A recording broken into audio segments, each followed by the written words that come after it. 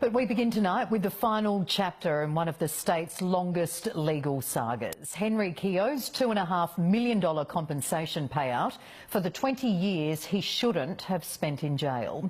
When he was convicted of the drowning murder of his fiancée Anna-Jane Chaney, he always protested his innocence. It was a case that was mishandled and exposed serious flaws. A relieved Mr Keogh joined me in the studio earlier today. Well, Henry, firstly, thank you very much for coming in. Look, you certainly can't put a price on everything you've been through, but were you pleased with today's announcement? Relatively, but like you say, what price do you put on 20 years plus of incarceration for a crime that never even happened? Myself and my family in particular went through a lot of torture and anguish for nothing. Because, of course, it's not just about you, it's your family as well. Well, exactly. And the thing I'm always been conscious of is the fact that family members do it just as hard, if not harder, than the prisoner, because they don't know what's going on. They live in a vacuum. So for you, Henry, is this a final official acknowledgement that you were done wrong and that your conviction was an injustice? Well, when you sign a document like this, it frees the government from any liability or responsibility or blame. But, you know, I can live with that. Anybody who's read the public record or watched any of the footage, they know what's taken place. It's all there in the public domain for anybody to read. Who do you hold responsible for what happened to you? I mean, there's a whole cast of characters, but again, it's difficult to shoot at home to any one individual.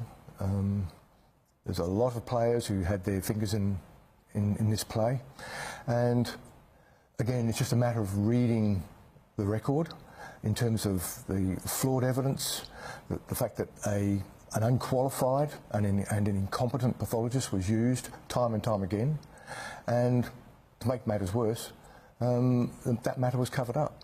Mishandling, you know, cover-ups, you seem rather poised and calm despite all of this. Well, being any other way wouldn't have helped, but my father was a great role model. You know, life threw him a lot of curveballs, and all he ever did was just get up, brush himself off, and move on. And I thought that's how you do it. I was just very, very fortunate to have so many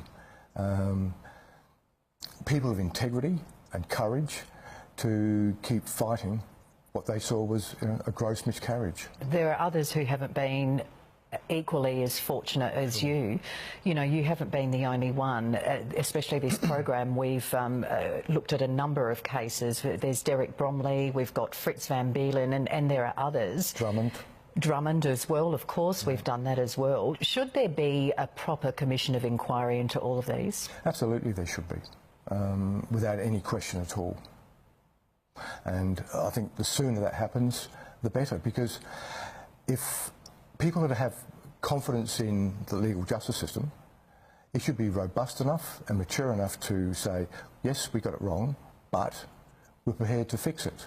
And that then, I think, will give people more confidence rather than just continuing to put your head in the sand or to cover up or deny that there's a problem. Do you think some sort of commission of inquiry will happen?